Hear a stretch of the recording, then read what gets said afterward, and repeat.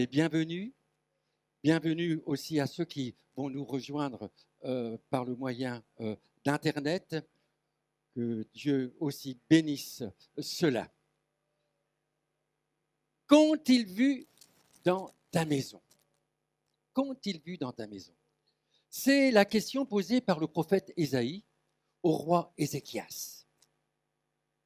Et cette question posée à Ézéchias va nous enseigner quelque chose de très important pour chacun d'entre nous.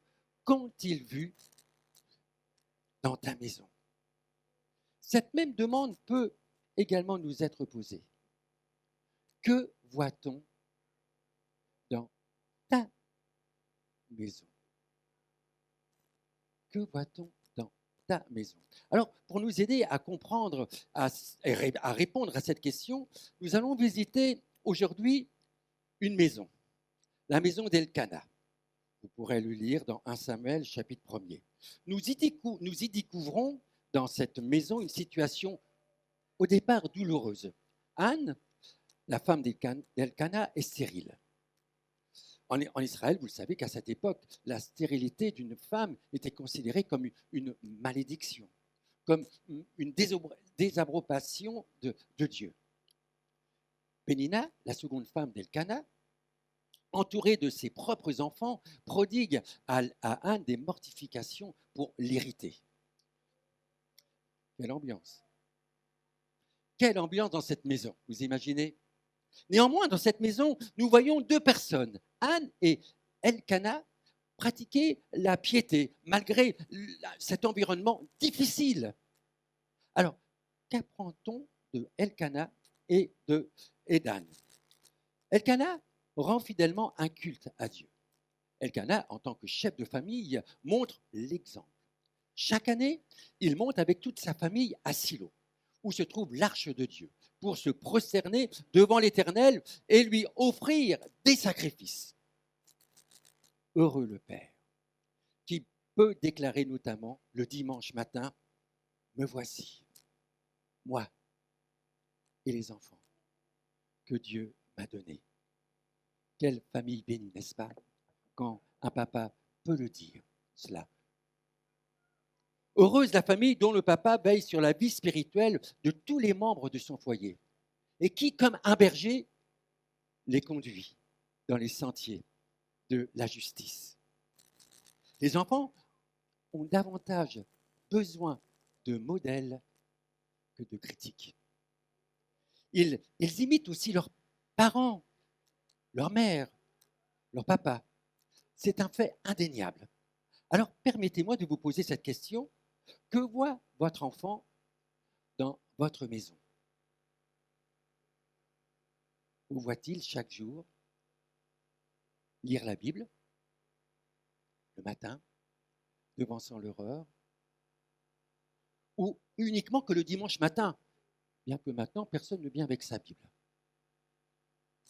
Ça ne me viendrait jamais à l'idée de venir sur ma Bible. Elle est là, ma Bible. Et je l'aime. Et je l'aime. L'enseignement des enfants se fait non seulement par les oreilles, mais aussi par les yeux. Que voit votre enfant quand il vous voit vivre? Anne est une femme de prière. Aussi monte-t-elle chaque année à la maison de Dieu.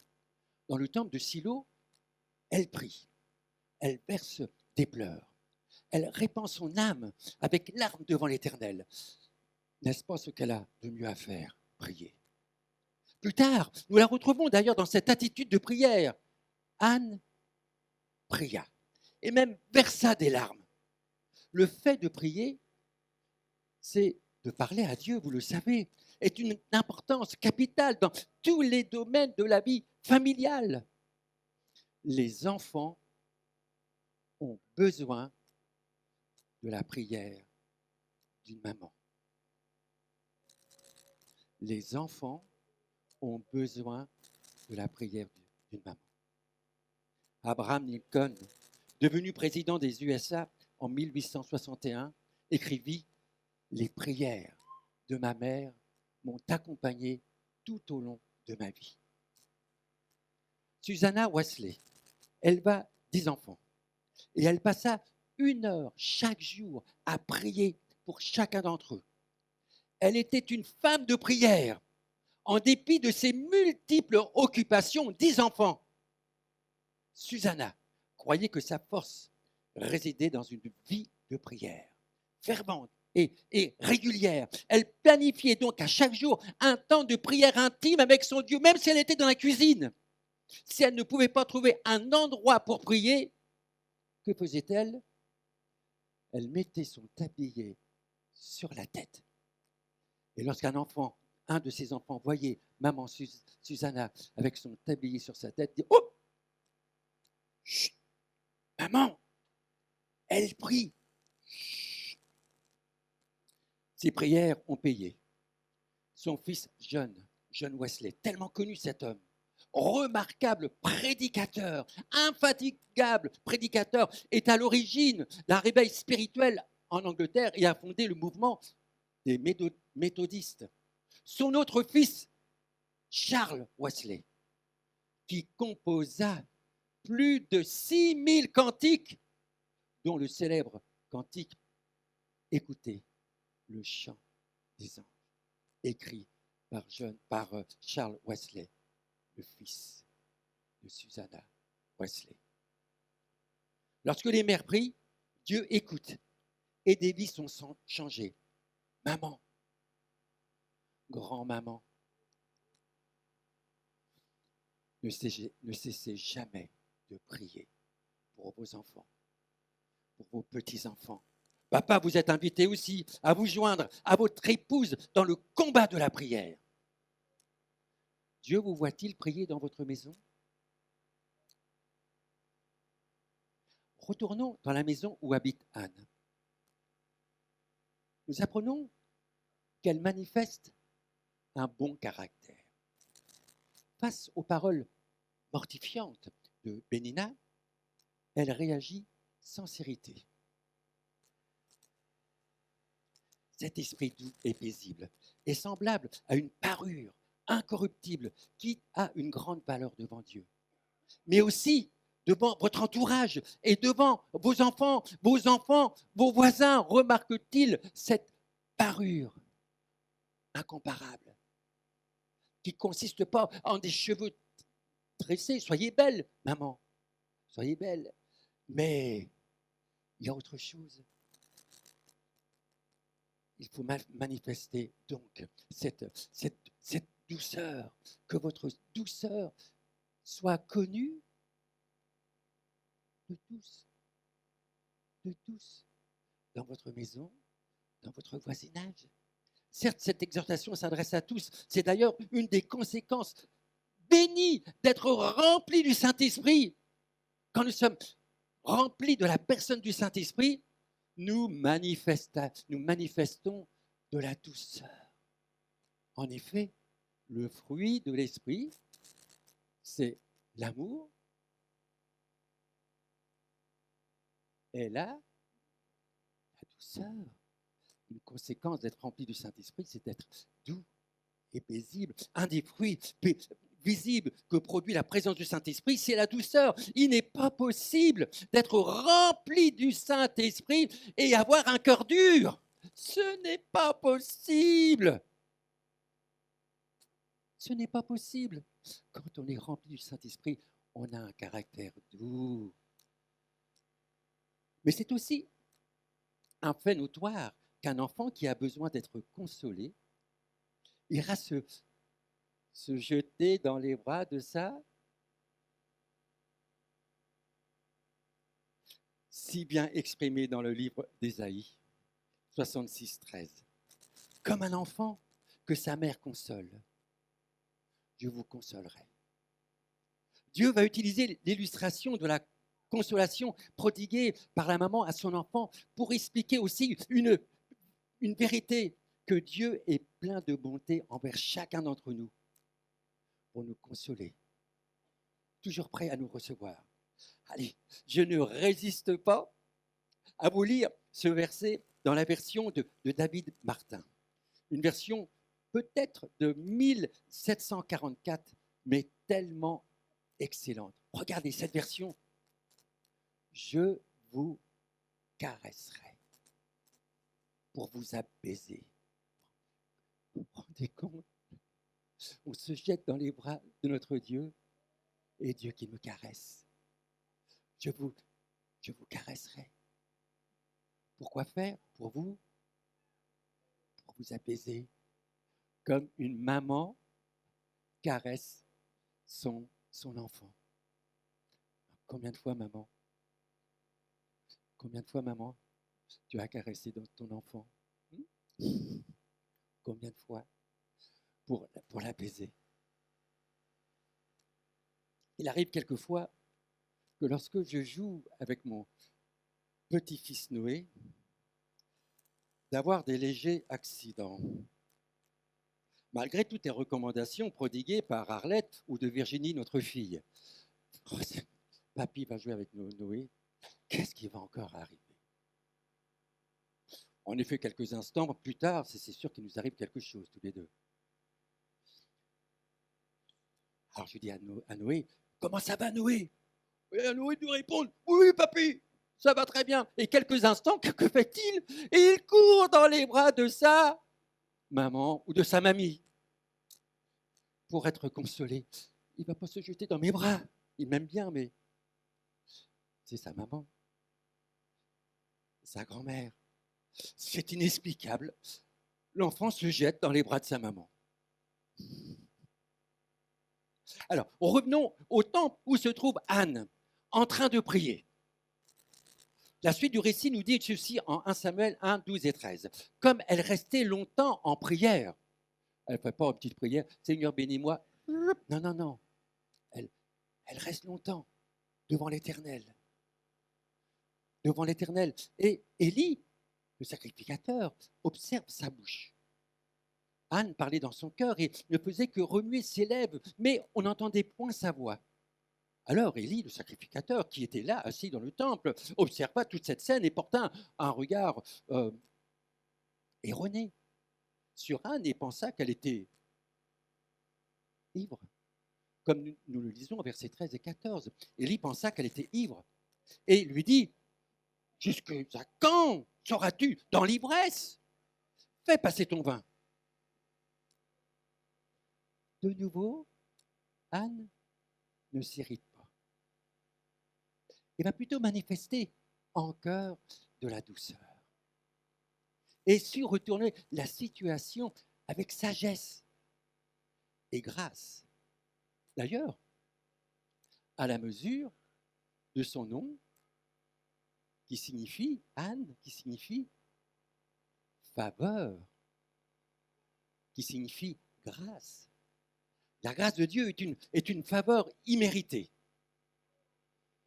Et quand j'ai réalisé cela, j'ai dit, waouh Seigneur, comment tu m'as conduit dans cette maison d'Elkana et de grâce et d'Anne. Parce que dans quelques instants, nous allons présenter grâce. L'enfant que Dieu a donné à Kevin et Magali. Parce que c'est un cadeau. C'est un cadeau. C'est une faveur imméritée. Je suis persuadé que ces quelques paroles sont pour eux, en tant que parents, mais aussi pour chacun d'entre nous. Face à l'attitude du sacrificateur, Élie, Anne, avec sagesse et grâce, va rétablir la vérité avec douceur. Anne répondit, non, non, Seigneur, non, je ne suis pas ivre. Je suis une femme qui souffre en son cœur et je n'ai bu ni vin ni boisson enivrante. Mais je répandais mon cœur devant l'Éternel. Puis lui demande, toujours avec douceur et grâce, de comprendre sa souffrance. Élie, Élie, mais comprends-moi. Est-ce que tu vas pouvoir avoir de la compassion pour ce que je vais te dire? Ne prends pas ta servante pour une femme pervertie, car c'est l'excès de ma douleur et de mon chagrin qui m'a fait parler jusqu'à présent. Élie, sûrement confus d'avoir eu mauvais jugement à l'égard d'Anne, lui adresse alors une parole de bénédiction. mettant un terme à la stérilité pour la réconforter. Oh, qu'il est bon d'avoir une parole de bénédiction d'un homme de Dieu. Va en paix et que le Dieu d'Israël exauce la prière que tu lui as adressée. À ces mots, Anne parvient à la pleine mesure de son nom. Elle trouve grâce. Elle trouve grâce, la valeur, la faveur imméritée auprès de Dieu, mais aussi devant les hommes. Ne sommes-nous pas appelés à cela, à l'instar de Jésus, que nous le lisons dans Luc 2, 52. Jésus croissait en sagesse, en stature, en grâce. Devant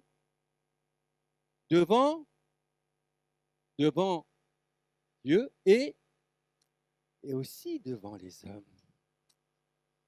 Et aussi devant les hommes. Nous sommes appelés à ressembler à Jésus.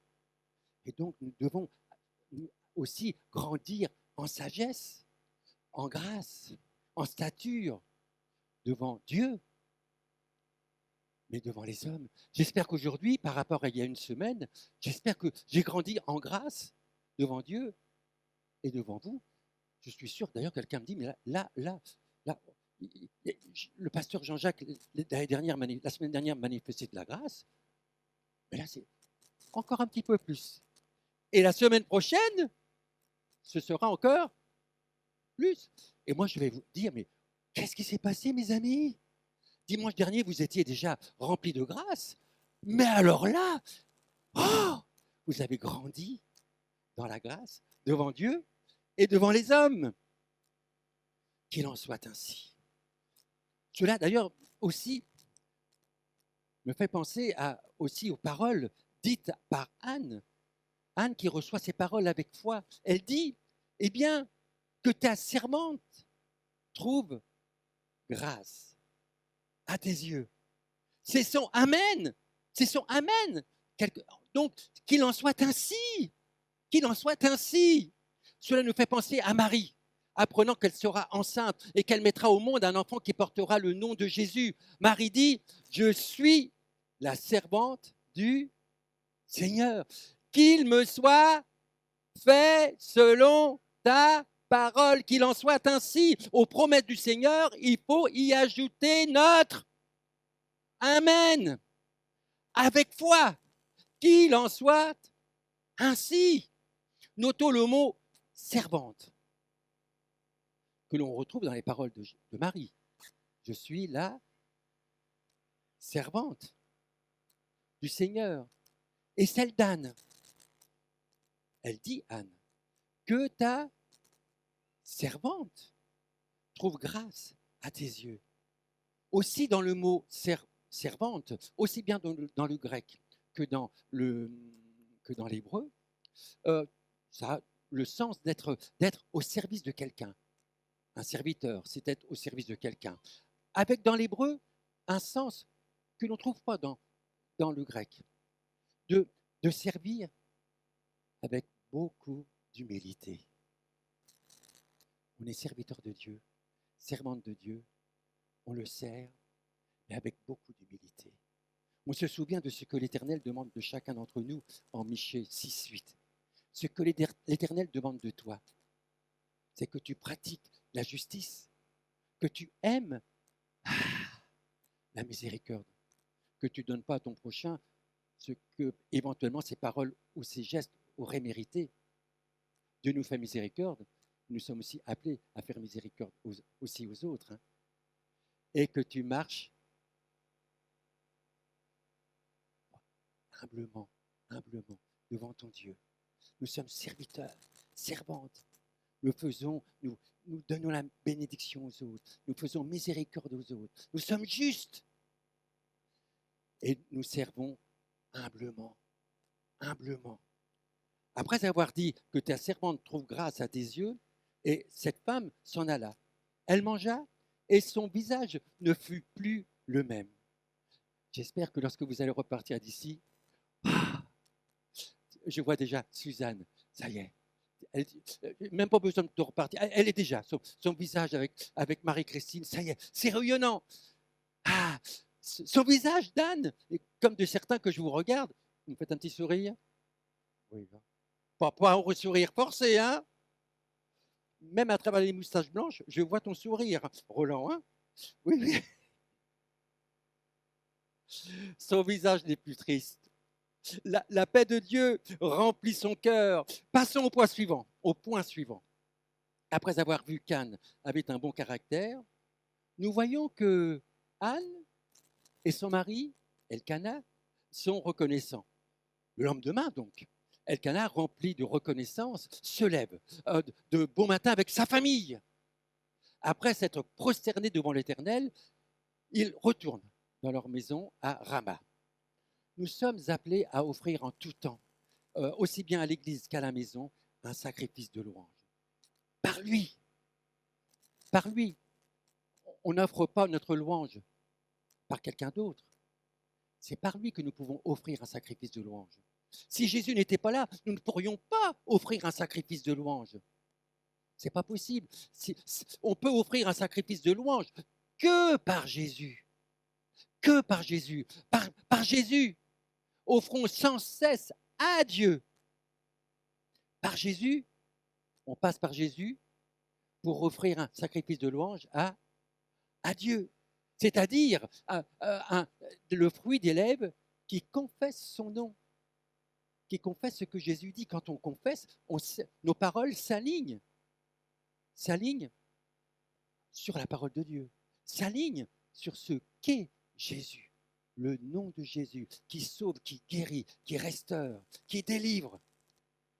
Quand nous offrons une louange à Dieu, c'est pour bénir ce que Jésus a fait à travers nos vies, à travers son sacrifice.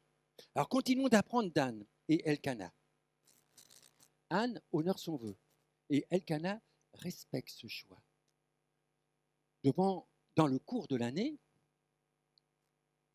selon la bénédiction promise, Anne devint enceinte. Et elle enfanta un fils qu'elle nomma Samuel, car, dit-elle, je l'ai demandé à l'Éternel. Samuel, c'est Dieu a écouté, Dieu a exaucé, Dieu a répondu. Anne exprime son intention d'accomplir son vœu en consacrant son fils à Dieu dès sa naissance. Si tu donnes à ta servante un enfant mâle, je le consacrerai, je le mettrai à part pour l'Éternel, pour tous les jours de sa vie. Mais pour cela, elle désire que l'enfant soit sevré, comme nous le lisons au verset 22. C'est lorsque l'enfant sera sevré, qu'il n'aura plus besoin de sa maman, du sein de sa maman, je le mènerai afin qu'il soit présenté devant l'Éternel et qu'il reste là, devant, pour toujours. Elkana est le chef de famille. Mais chef ne veut pas dire dictateur. Il est le chef de famille. Ce n'est pas un dictateur. C'est pourquoi il répond à sa femme, fais ce qui est bon. Fais ce qui est bon à tes yeux. Une petite erreur, excusez-moi. Fais ce qui est bon à tes yeux.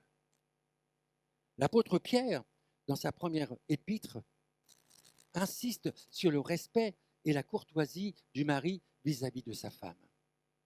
Marie, vivez de même en montrant de la compréhension à votre femme. Marie, je me parle en premier. En second, c'est pour toi. Mais je me parle en premier. Marie, vivez de même en montrant de la compréhension à votre femme, en tenant compte de sa nature. Dites les maris, plus délicates. Tu n'es pas encore marié, Chénil. Ça va venir, hein? Ça va venir, Chénil. Mais tu as raison, tu réponds pour les frères. Hein? Marie, Vivez de même en montrant de la compréhension à votre femme, en tenant compte de sa nature plus délicate. Montrez-lui de l'estime. Car, et votre femme, il n'y a pas que vous qui allez hériter du salut. Et votre femme aussi, hein? Car elle aussi, elle doit hériter avec vous de la grâce, de la vie. Agissez ainsi. Ah, quand j'ai lu ça hier, pourtant c'est un texte que je connais. Agissez ainsi. Pourquoi? J'entends pas. Les maris. Les maris, afin que rien. Voilà. S'il y a peut-être des obstacles à nos prières, à ma prière, c'est peut-être que il y a des petites coches à remplir là-haut. Hein. Bonne fête, maman. Pour l'enfant, le fait de voir ses parents s'aimer lui apporte sécurité, équilibre et respect. Nos enfants ont besoin de cela. Ont besoin de cela. De voir leurs parents s'aimer, se respecter, avoir une vie équilibrée. Nul besoin de longues explications pour lui faire comprendre l'amour de Dieu. Quand nos enfants voient leurs parents s'aimer, nos enfants comprennent ce qu'est l'amour de Dieu.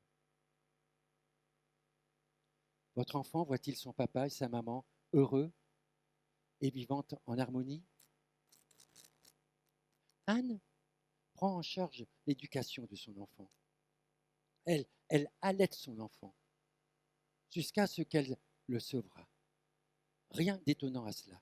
Mais elle aurait pu dire, puisque j'ai fait le vœu, c'est le vœu que j'ai fait à Dieu, de le consacrer à Dieu dès sa naissance, eh bien, au temple, et ça va être au serviteur de Dieu de s'en occuper dès sa petite enfance. Cette maman a compris que c'est aux parents que revient la responsabilité d'instruire leur enfant.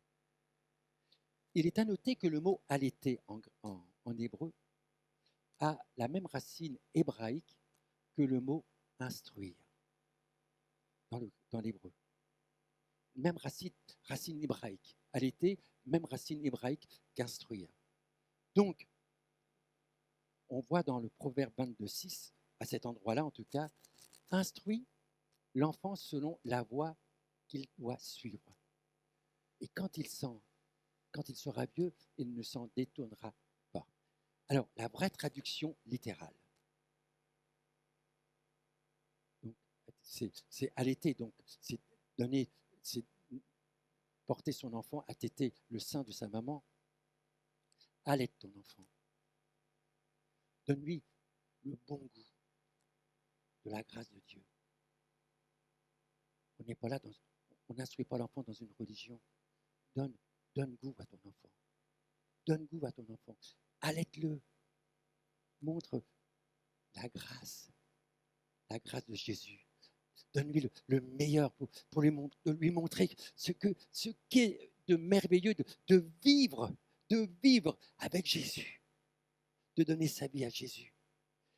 Et quand il commencera à avoir du poil au menton, c'est pas quand il sera vieux, mais voilà, quand il commencera à avoir du poil au menton, eh bien, ne t'inquiète pas. Si tu l'as allaité, si tu lui as montré ce qu'est l'évangile, le salut de Dieu en Jésus, eh bien, quand il sera adolescent, ne t'inquiète, il ne s'en détournera point.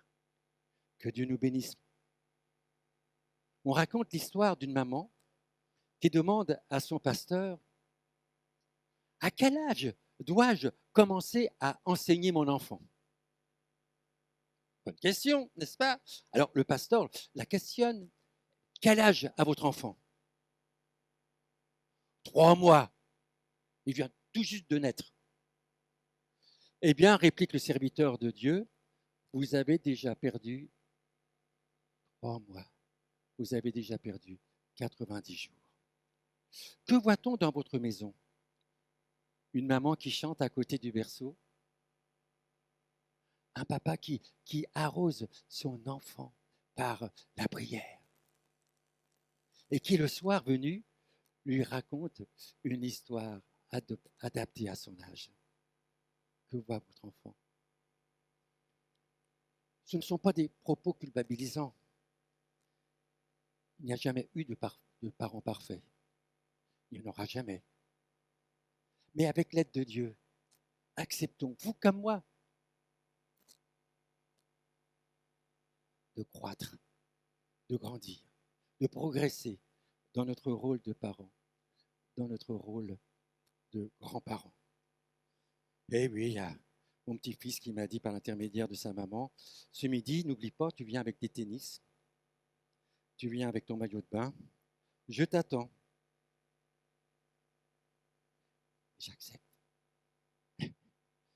pour être un modèle pour lui, être un compagnon.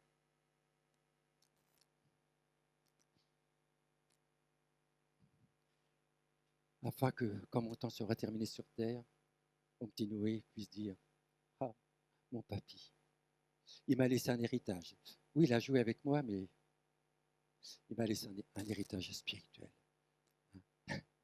Ce qui est le plus précieux, n'est-ce pas? Anne présente Samuel à l'Éternel. Quand Samuel a l'âge d'être sevré, Anne le conduit à la maison du Seigneur, à Silo. L'enfant est encore tout jeune. Elle prend avec elle un taureau de 3 ans, un sac de farine et une outre de vin. Est-ce qu'il est possible, techniquement parlant, de faire le même verset? Je suis désolé, je n'ai pas fait attention à un détail. Est-ce qu'on peut lire la version seconde? Exceptionnellement, est-ce qu'on peut basculer? Techniquement, est-ce que ça pose problème? Techniquement, que c'est très important. Je n'ai pas vu cette version-là. Je l'ai fait parce que ça expliquait bien la situation, mais là, il manque quelque chose que je ne peux pas passer outre. Est-ce que c'est possible? Désolé. Est-ce que c'est possible? Sinon, je vais le lire.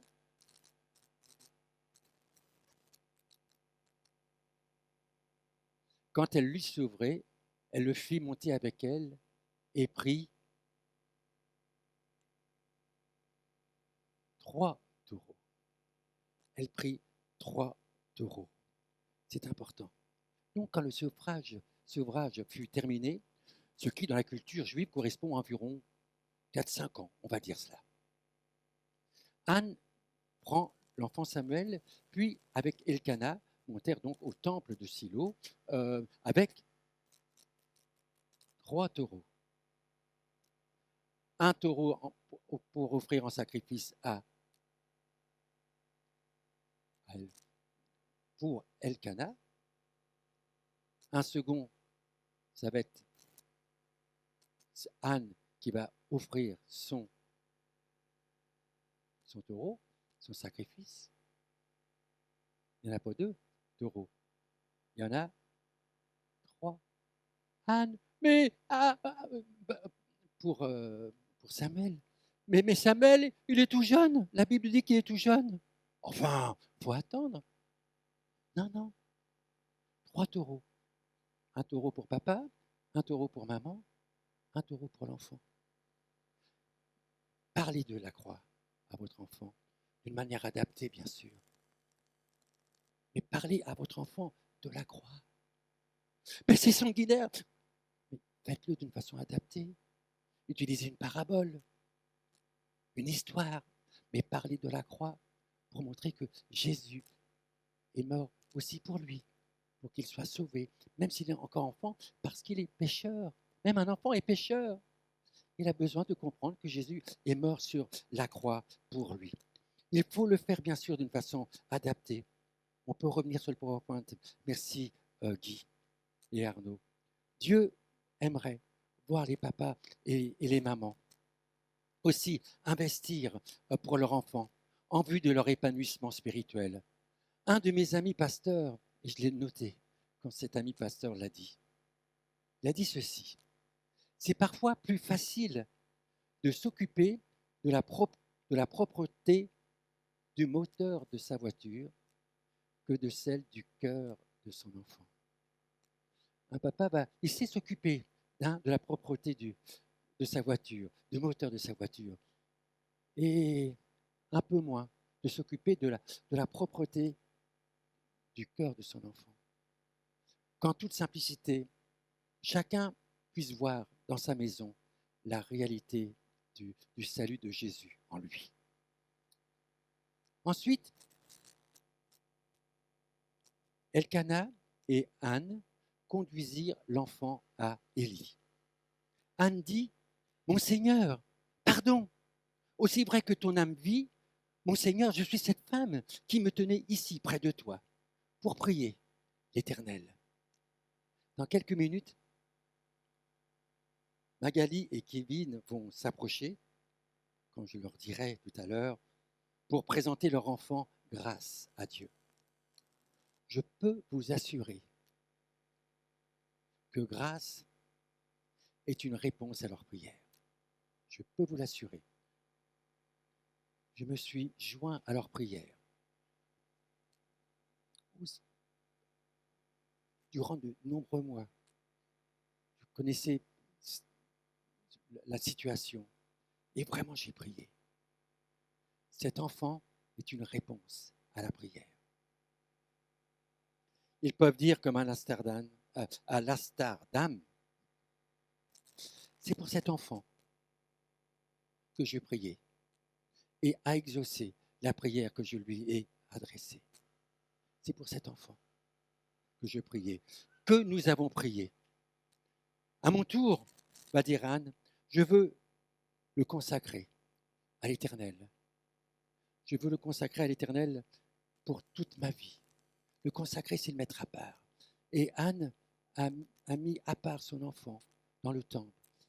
Ça peut nous instruire, le mettre à part, pour l'instruire, pour que l'enfant reçoive déjà l'enseignement de papa, l'enseignement de maman, le consacrer, prier pour lui, afin que rien ne fasse dévier le trajectoire de grâce, afin que rien ne fasse dévier la trajectoire de notre enfant. À mon tour, je veux le consacrer pour toute sa vie. Et c'est ce que va faire dans quelques instants Kevin et Magali. Ils vont s'approcher et je vais demander aussi au groupe de louanges de venir me rejoindre, s'il vous plaît.